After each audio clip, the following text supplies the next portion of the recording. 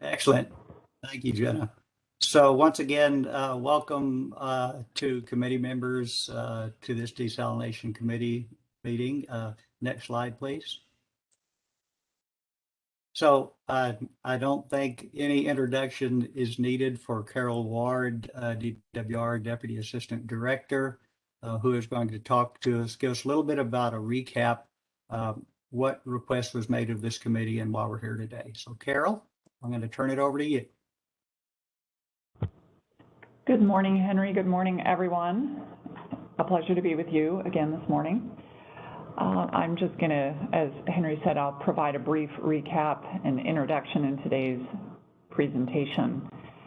As most of you know, the Desalination Committee is one of the two committees that was carried forward from the prior Governor's Water Augmentation Council, which was replaced by the Governor's Water Augmentation, Innovation, and Conservation Council in 2019. Since that time, the Desal Committee has wrapped up a number of discussions and has begun to wind down. The committee has most recently focused on identifying and exploring the challenges to the increased use of brackish or poor quality groundwater supplies in Arizona. ADWR staff, with the assistance of ADEQ staff, prepared a summary of permitting requirements for brine waste disposal for stakeholders that is posted to the council website. And a subcommittee was formed to specifically identify and discuss regulatory and legal barriers to the increased use of brackish groundwater. That subcommittee met and produced a summary of their findings and their discussion. That summary was reviewed and discussed by this committee at the March 25th, 2021 committee meeting. The primary finding of the subcommittee is that there are no legal or regulatory constraints specific to the use of brackish or poor quality groundwater in Arizona law. Brackish or poor quality groundwater is simply groundwater and subject to the legal and regulatory constraints of groundwater. This committee agreed and offered no recommendations for the council's consideration. The committee chair summarized this in his report to the council at their June 17th, 2021 meeting. Council members indicated their desire for ADWR attorneys to explore the topic further and to provide additional detail. The council chair tasked staff to provide a thorough presentation to this committee and charged the committee to make a recommendation to the council. It is, of course, an option to recommend that no changes are necessary. And that brings us to today's presentation. And I am pleased to introduce ADWR Counsel Jennifer Heim, who will provide a thorough review of brackish groundwater in Arizona law.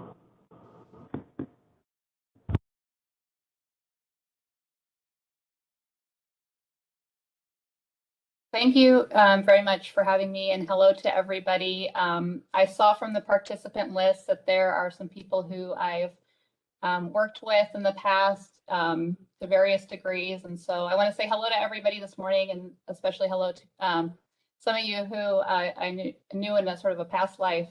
I'm happy to share space with you, virtual space with you today. So I am going to talk about brackish groundwater in the context of Arizona law, and more specifically in the context of Title 45, which are the statutes that DWR administers, because obviously that's within my wheelhouse, more so than DEQ's regulations. Well, Jenna, I'll have you go ahead and go to the next slide if you would.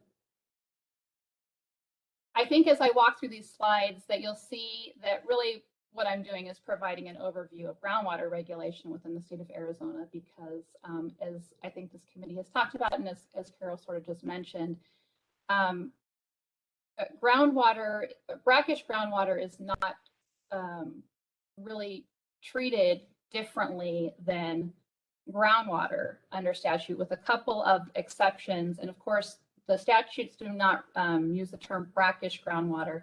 There are a couple places in Arizona statute that create exceptions from certain requirements for what's termed poor quality groundwater, and I'll talk about where those exceptions are. But as was mentioned, virtually without exception, when we're talking about brackish groundwater, that water is going to be subject to the same regulations as sort of any other type of groundwater within the state of Arizona. Let's go ahead and move to the next one. So, and I know I'm talking to a very well-informed group. So I hope by going over this overview that I don't put people to sleep or get a lot of questions as to why are we going over this again.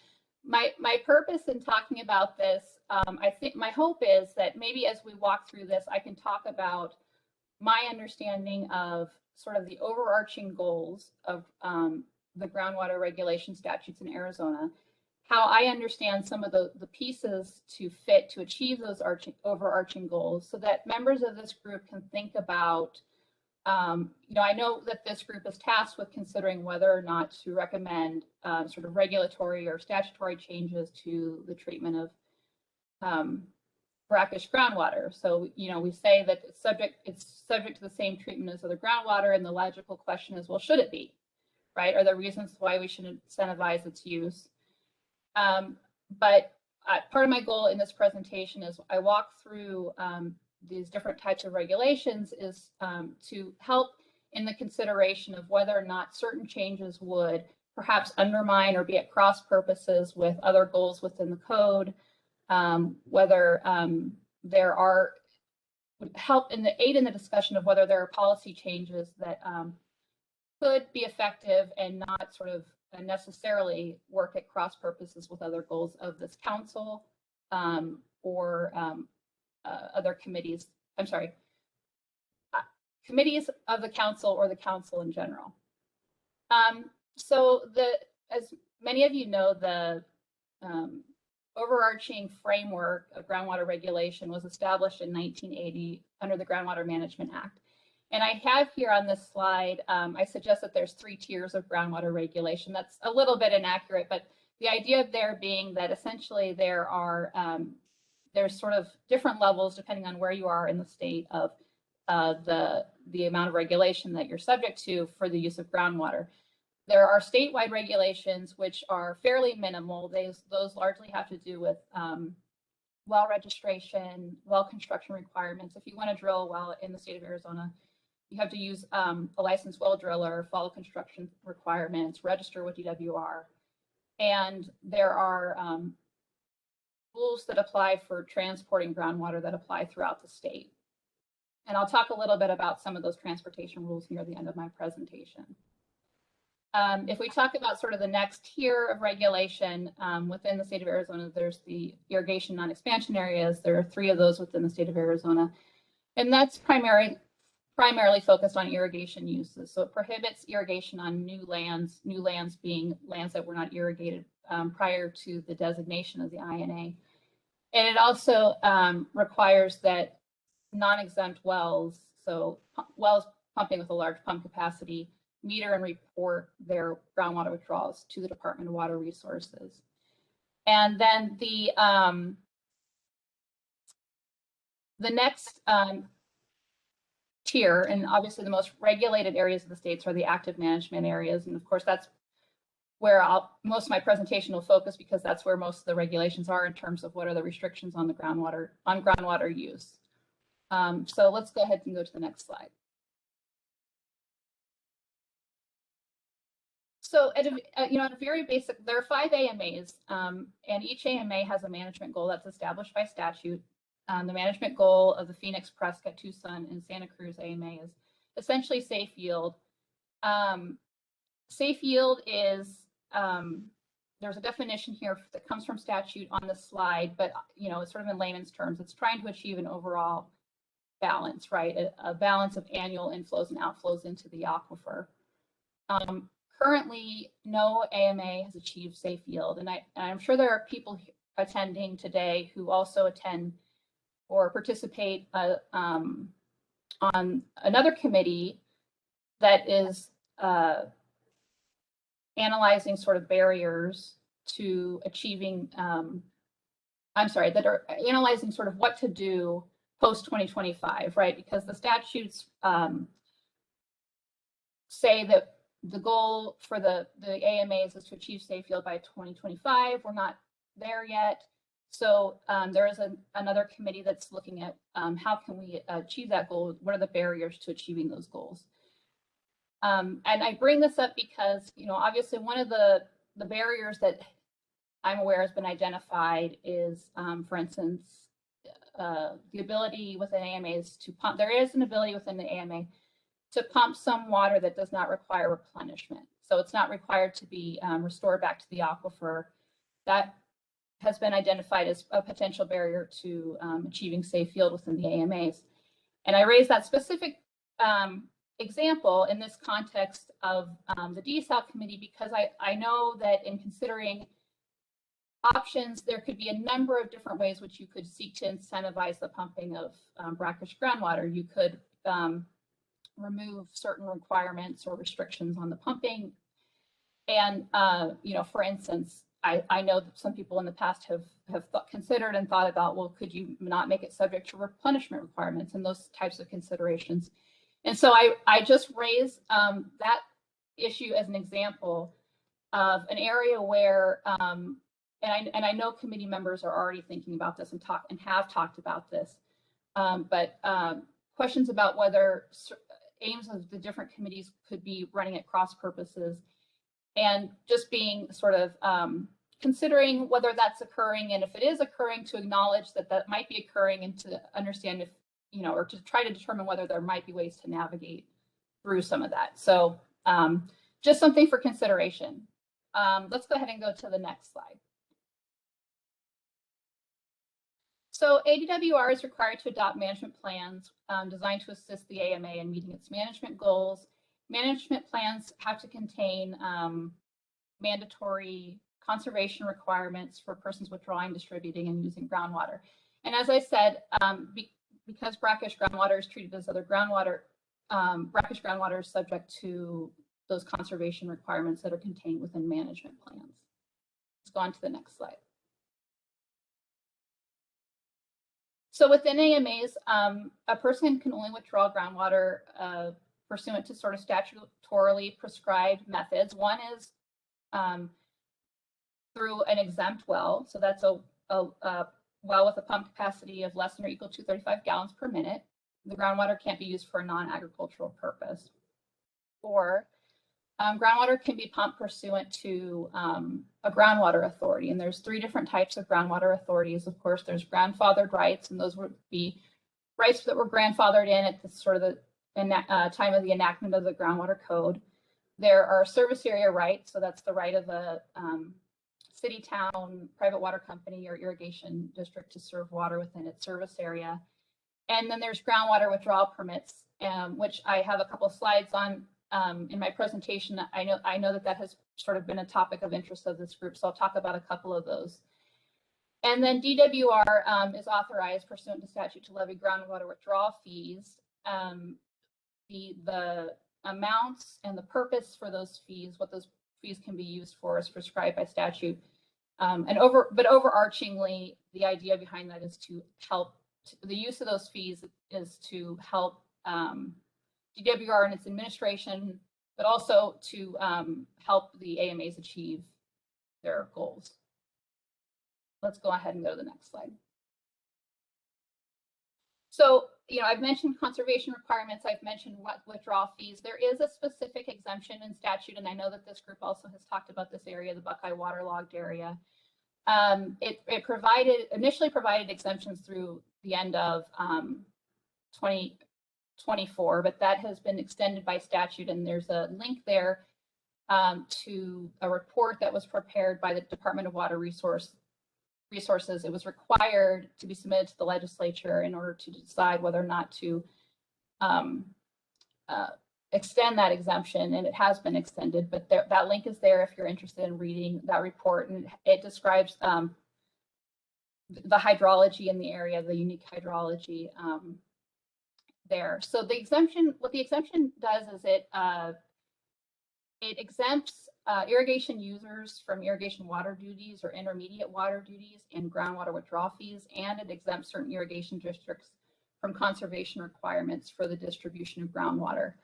I would just note that, you know, I think that that exemption is not, as this group I think is well aware, that area, the water in that area is of high salinity. That exemption, though, I would say is not necessarily strictly because of brackish conditions in the area. It's the waterlogged nature of the area and the need for a sort of dewatering of that area in order to be able to irrigate crops. So so that's just something, I guess, to note. Let's go ahead and go to the next slide. Oh, I guess I would also know, maybe if we could go back to the previous one, I'm sorry, before I get to permits. So the Buckeye waterlogged area is not exempted from the requirement that withdrawals need to be subject to a withdrawal authority. In order to pump water from that area, the pumper would still need to have an authority. Often that's an irrigation district service area right, or there are, I'm aware that there is some pumping that occurs there pursuant to a groundwater withdrawal permit, drainage permits, which I will talk about. So I was just going to mention that exemption does not apply to the requirement. Those exemptions don't apply to the requirement of needing a withdrawal authority. Okay, let's go to the next. So groundwater withdrawal permits, these are, as they suggest, they're a permit. So in order to be able to pump pursuant to this, you have to obtain a permit from the Department of Water Resources. They allow a permit holder to withdraw groundwater for non-irrigation use. It is for a prescribed period of time, and there are specific conditions that have to be met in order to obtain the permit, depending on what type of, and they vary depending on the type of permit that you're seeking. Let's go ahead and go to the next. So I've listed here different types of withdrawal permits. I have not gone into a lot of detail. I've added a little bit more detail to the two types of permits that I think maybe would be of more interest to this group in connection with brackish water. But all of these are expressly either called temporary permits, or they contain limitations on the limitations on the number of years for which the permit can be issued. There are several that have a maximum set forth in statute of 50 years. The poor quality groundwater permit you see by statute is a maximum of 35 years. The department has authority, of course, to renew a permit after the time period. But I'll tell you, in practice, the department, my knowledge does not typically issue those permits for that long. Typically, they're typically for a shorter period of time, and they're generally for very small quantities of water. I think most of the permits that the department issues under that statutory provision are issued in connection with remediation actions with DEQ, and they're to allow for pumping that may be required pursuant to a approved remediation action in order to contain a plume. The requirements in order to obtain this, that there must be no other beneficial use at the present time due to the quality of the water, and the withdrawal of the water must be consistent with the management plan. I believe that this committee has talked in the past before about the fact that poor quality groundwater is not defined in statute, other than perhaps that requirement that it can have no other beneficial use at the present time due to its quality. There's no TDS, sort of MGL level set forth in statute for what constitutes poor quality. But I would just maybe make a note that the statute does require that any withdrawals pursuant to that permit must be consistent with the management plan, and so that would suggest that its use needs to adhere to sort of conservation requirements that are in the plan. And I would only note that to suggest that this does give some indication, at least, that those who created the Groundwater Management Act came together and created that framework, did give some consideration to sort of how poor quality groundwater should be treated. You could arguably, that the creation of sort of this very narrow use and the requirement on top of it that it still be subject to sort of conservation requirements and management plans, perhaps suggests that there was consideration that this water should, in fact, for the most part, be treated as any other type of groundwater and not subject to, sort of looser, so to speak, restrictions on its withdrawal and use. So that's not to say that there shouldn't be periodic reviews to see whether we can now do things better, or there should have been things should have been done a different way, or conditions haven't changed that we should be analyzing to see whether we could be making changes that improve everybody's lives. But there at least is some indication that there was consideration of how, in the overarching framework of how to address groundwater issues in the state, that perhaps that it should not be treated all that differently. And then I also I provided a little bit of information about the drainage permit, simply because, as I said before, that is used in the Buckeye waterlogged area. The standard there is it allows for drainage of irrigated lands if necessary for a reasonable economic return from agricultural production. The withdrawal there must be consistent with the management plan and the management goal. And something to note here too is that the director is required to monitor withdrawals and must revoke if conditions of the permit are no longer met. So these, I would say, for instance, in the context of the poor quality groundwater permit, you could see how it's not necessarily designed or wouldn't necessarily provide a tremendous amount of certainty with regard to the availability of the supply, because, for instance, in the context of a poor quality groundwater permit, the department is required to monitor withdrawals to ensure that the conditions that warranted the permit in the first place continue to exist. So if for whatever reason the quality of the water were to improve over time, and there were indications that that was likely not just a fluke, and we were continually seeing improved groundwater quality, that could very well be grounds for the department to revoke the permit, and statutorily the language is shall, so the director probably would be required to revoke the permit. Again, now these are the policy questions, right, about whether or not we should that this committee is sort of tasked with considering as to whether or not we should allow incentivize or reduce restrictions on pumping of groundwater. I only raised this to, as I said, to note that it does appear to me, at least, that there was consideration of how the pumping of brackish groundwater would fit within sort of the overarching framework of the Groundwater Management Act. So let's go ahead and go to the next slide.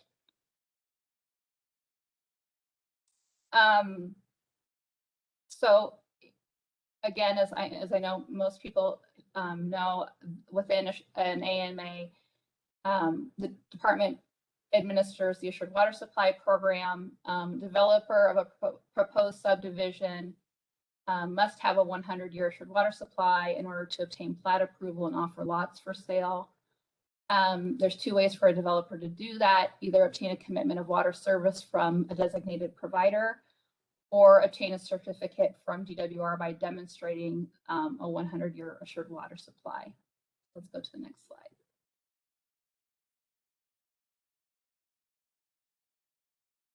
In order to demonstrate an assured water supply, the applicant has to show that the proposed supply is physically, continuously, and legally available for 100 years. So if a developer wishes to show the physical availability of groundwater, for instance, for purposes of serving groundwater for municipal use, that requires a modeling and demonstration that groundwater levels within the AMA are not going to fall below a certain depth below land surface within the 100-year period, right? And the modeling incorporates sort of existing uses within the AMA. It incorporates what we deem issue demand. So those are anticipated pumping volumes based on determinations that the department has already made of assured water supply, even if those have not yet been built out.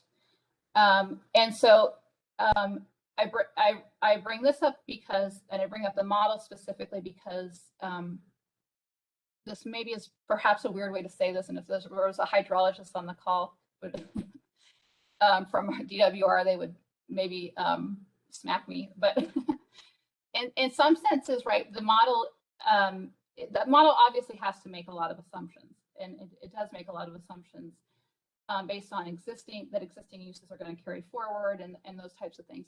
It's also sort of inherently making assumptions about well, how do I want to put this? In a sense, it's accounting for brackish groundwater within a model as if it's groundwater, right? It's not counting brackish groundwater as a different source of water. It's treating it as groundwater. And there's sort of an inherent assumption that the current regulatory framework continues in place going forward into the future.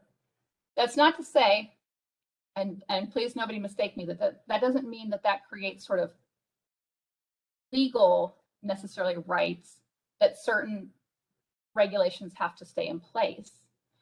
But there is a degree to which if there were to be, and this all of course depends on the scale, but if there were to be major changes or major shifts, regulatory or legal shifts, which enabled people to sort of pump a source of groundwater, you know, that previously was required, for instance, to be replenished, but now no longer is, that could have impacts on sort of already issued determinations of assured water supply. In the interest of full disclosure, I have not done any kind of analysis of what degree of pumping that would entail. I'm sure it depends on location of where you would enable pumping to occur, all different types of factors. But that is a consideration, I think, that should be on people's minds in considering whether or not to open the door to sort of new pumping that might not, for instance, be subject to some restrictions that other groundwater is subject to. I hope I'm not being too confusing there, but I can answer questions afterwards too. But and this goes to the second point on the slide, which is that groundwater use has to be consistent with management plan and the management goal of the AMA. So within the Phoenix, Pinal, and Tucson AMA, there is provisions for certain groundwater allowances, pledged extinguishment credits from, for instance, the retirement of grandfathered rights, or in order to be consistent with that management goal, groundwater withdrawals have to be replenished by the CAGRD. So again, there is it's sort of an embedded assumption, right, within the assured water supply program that so much groundwater that's pumped is going to be required to be replenished in connection with trying to look out 100 years into the future. All right, let's go to the next slide. DWR, of course, administers the Underground Water Storage and Recovery Program. This allows persons to store the water underground and recover at a later time for the storer's use. Groundwater is not eligible for storage and recovery within the AMA or the basin from which it's pumped. So I think that makes logical sense to most people, that you can't pump groundwater out of the aquifer and then store it back into the aquifer and claim credit for it or seek to recover it at a later time. And obviously those, I'll call it a restriction on storage. That's probably not the right way to characterize it, but that limitation is obviously subject, and brackish groundwater is obviously subject to that restriction in the same way that other types of groundwater is. Okay, we'll go to the next one. Okay, and then this is the other sort of exception that I mentioned at the very beginning, having to do with treatment of poor quality groundwater. So under 45-132C, the director can issue a permit to use poor quality water to fill or refill a body of water for landscape, scenic, or recreational purposes if there's certain showings can be made. I don't go into very much detail about this. My impression was that this sort of wasn't a huge area of concern for this group, but that exception does exist. Again, poor quality groundwater is not defined within that statute in terms of sort of TDS levels. But there is an exception and a recognition there that you could use poor quality water in order to fill these bodies of water for landscape, scenic, or recreational purposes. Okay, we'll go to the next.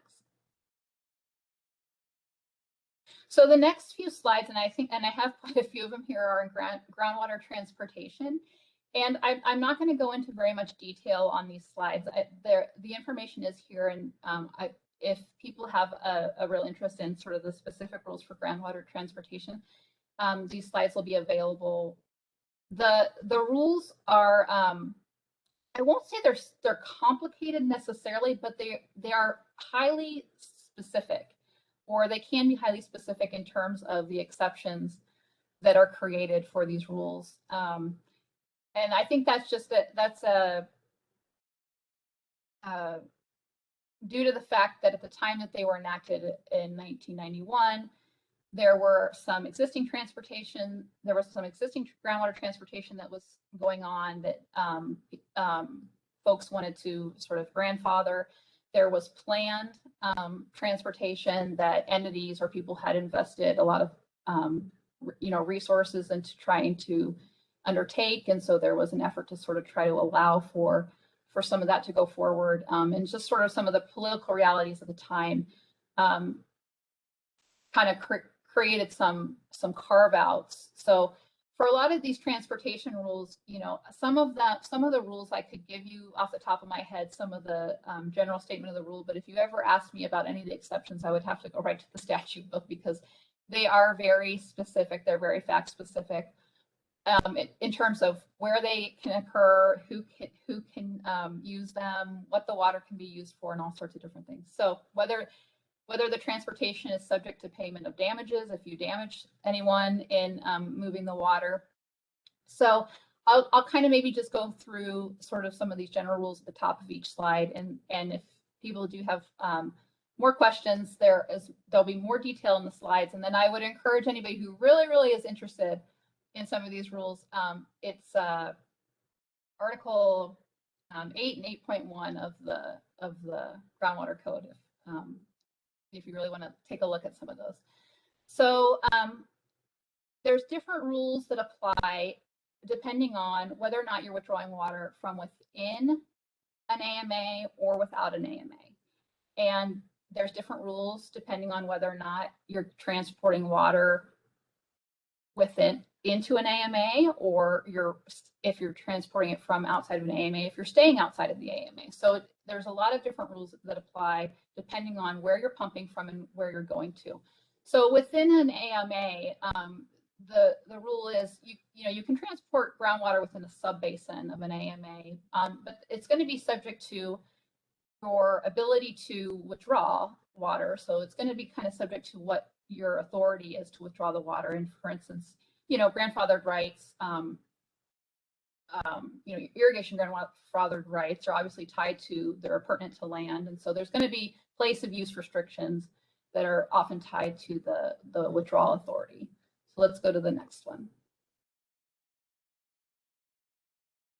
Groundwater can be transported between subbasins of an AMA or away from an AMA pursuant to these service area rights. Transportation of groundwater away from an AMA is subject to payment of damages to injured landowners. Go to the next one. Outside of an AMA, groundwater can be transported within a subbasin of a groundwater basin or within a basin if there are no subbasins. It's not subject to payment of damages. If you're moving between subbasins outside of an AMA, that is subject to damages. Go to the next. Groundwater cannot be transported away from a groundwater basin. This is outside of an AMA, but there are a number of exceptions, which I've listed here. And then we'll go to the next.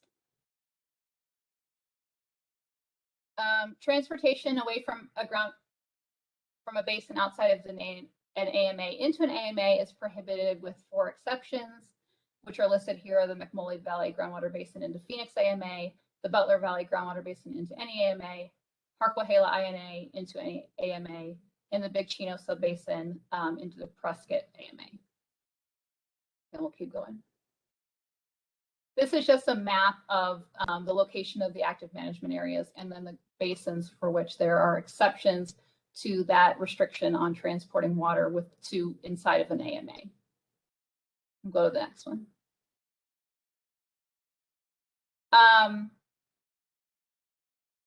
These are some additional issues that arise in the context of transporting groundwater into an AMA. Of course, there's financial issues. There is a requirement that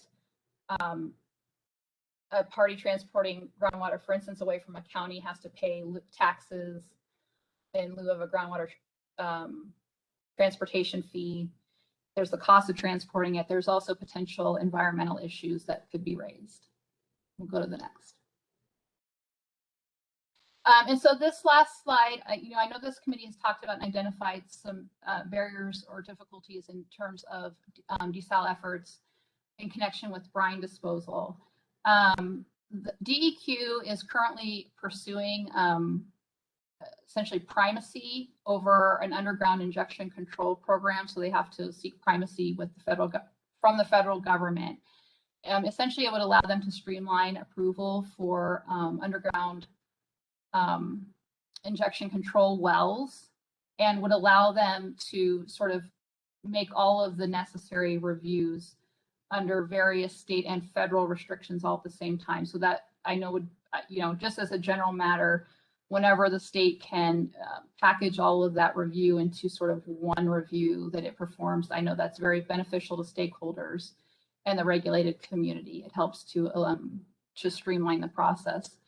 And so if we go to the next slide, I just pulled this off of DEQ's website. They have a web page where they update stakeholders on this their rulemaking process. The last update they provided says July of 2021. They've concluded extensive preliminary stakeholder outreach and dialogue, so they've been having ongoing meetings and discussions about potential rule changes, and they intend to file a notice of proposed rulemaking soon. And that's the last update that they've provided. But if you do have an interest in that rulemaking, that information is up on DEQ's website. Okay, let's go to the next.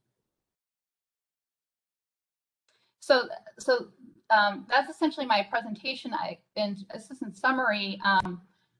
Again, this committee is tasked with sort of analyzing policy implications of potential changes to treatment of brackish groundwater under law, and so these are just some considerations, I guess, from the perspective of an attorney who's worked in various programs within DWR and sort of seeing how brackish groundwater is really sort of accounted for as groundwater throughout those programs.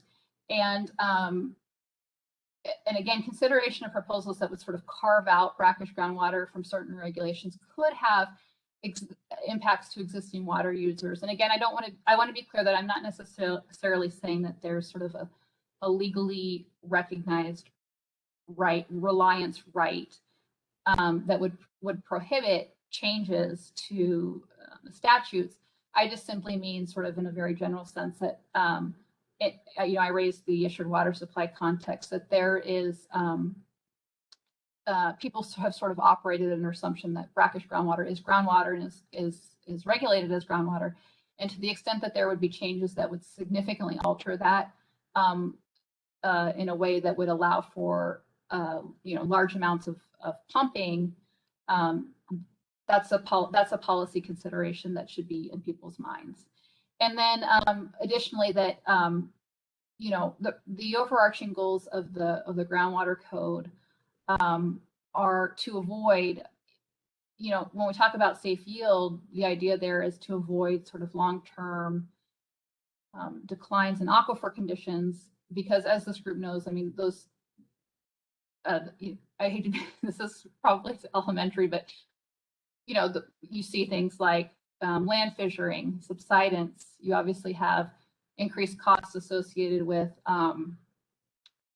drilling deeper wells, energy costs to lift water from greater depths. And you can have water quality degradation as an aquifer level declines. And, you know, if sort of worst case scenarios, and depending on the hydrology of the area, you can have areas of an aquifer dewater completely or fall to levels where it becomes practically difficult to actually pump water. So, you know, that's obviously sort of worst case scenario, but that's sort of the overarching purpose of the groundwater code, is obviously to sort of prevent those terrible impacts. And so, and I know that this committee has been thinking about these considerations in terms of whether or not regulatory changes could run cross purposes with some of those overall goals. So I think that concludes my presentation. If there's any questions, I'm happy to answer them.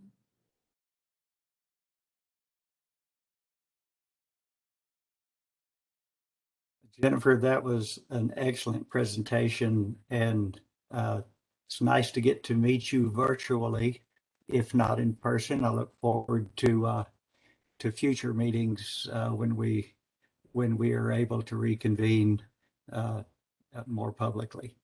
I don't know that there were any questions in the chat specifically for Jennifer, but I think now would be a good time to, if anyone has a question of her relative to the presentation, to take the opportunity now.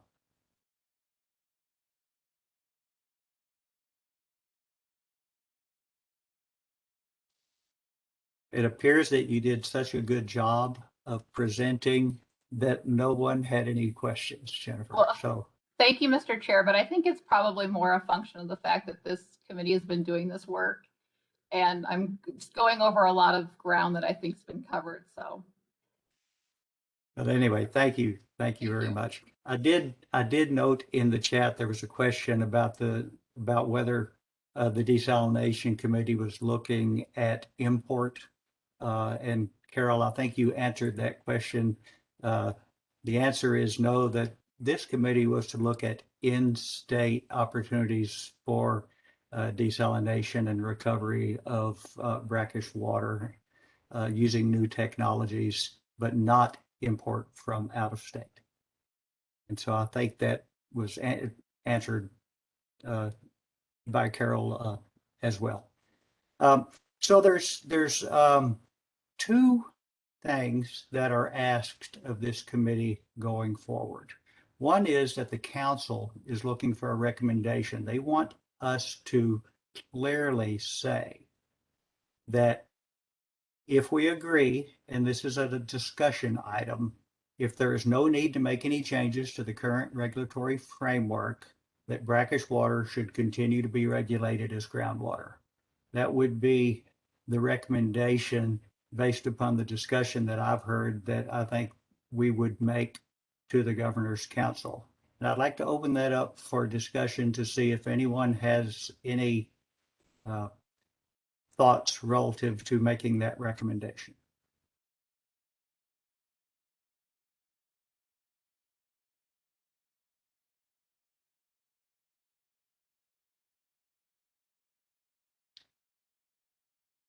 Hearing no discussion, I wonder if I could get some consensus in the chat. And Terry Sue asked, could I repeat the recommendation? The recommendation is that there is no need to make changes to the current regulatory framework, that brackish water should continue to be regulated simply as groundwater.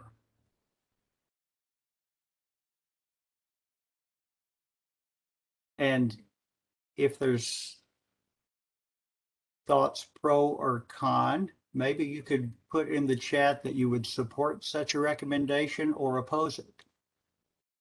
It's a bit awkward to make a motion and get consensus, but that's as good a way to do it as any.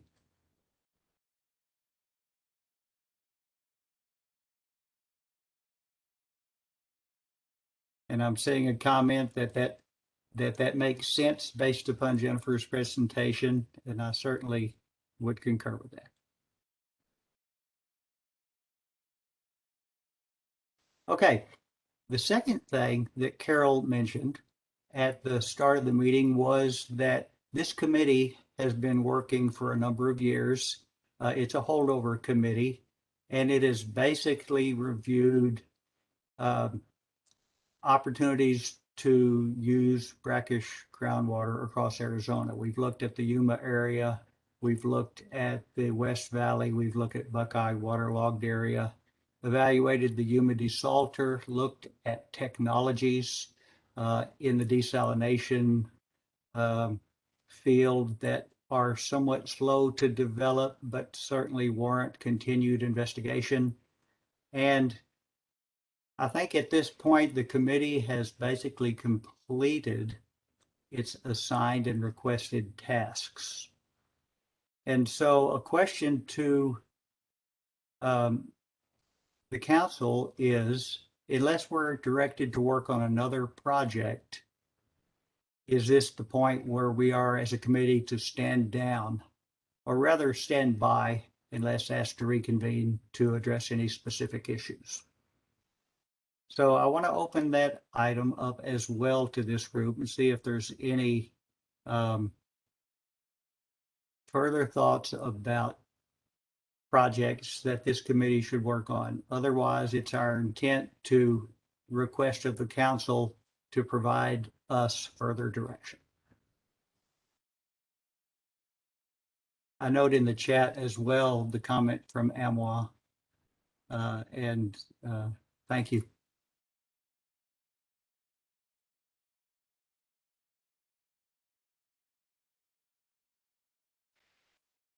Okay, I'm not hearing any further discussion, so I think that our next steps will be that at the next council meeting in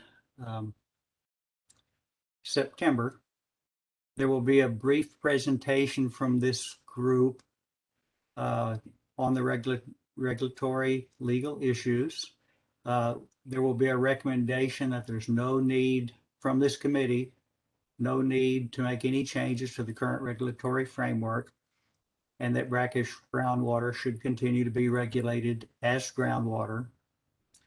And then secondly, we will ask if there is further direction from the council for us to take any further steps. Otherwise, our plan will be to stand by and reconvene as needed.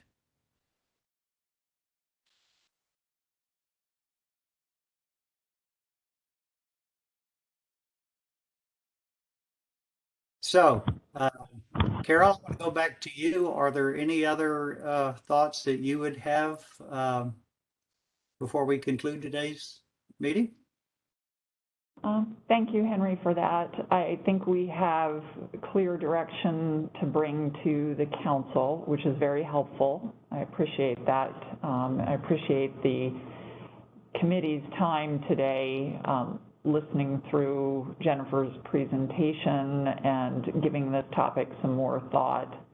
And I want to give a big shout out to Jennifer for putting that presentation together and really getting into the weeds on this topic. I think that was very helpful for all of us. I don't have anything else to add at this time, Henry. I think we've pretty much covered it unless anybody has something else they want to raise.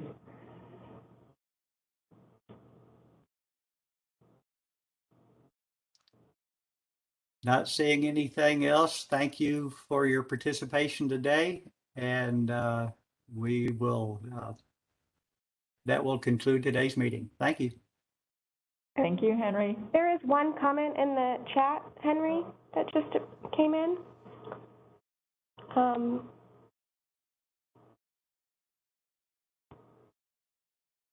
Okay, in researching the Buckeye waterlogged area as a possibility of desalination, has the council considered the general stream adjudication of the Gila River? I can't speak to the council's consideration of that issue.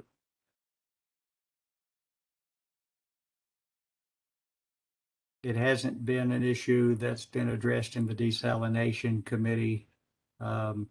Whether the council is considering that, I cannot answer.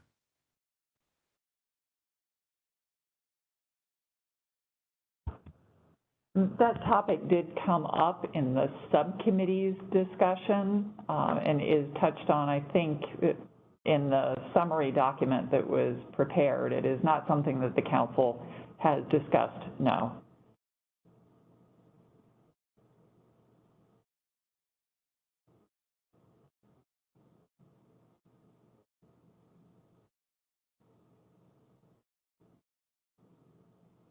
Okay, well then, once again, thank you everyone for participation, and the meeting is adjourned.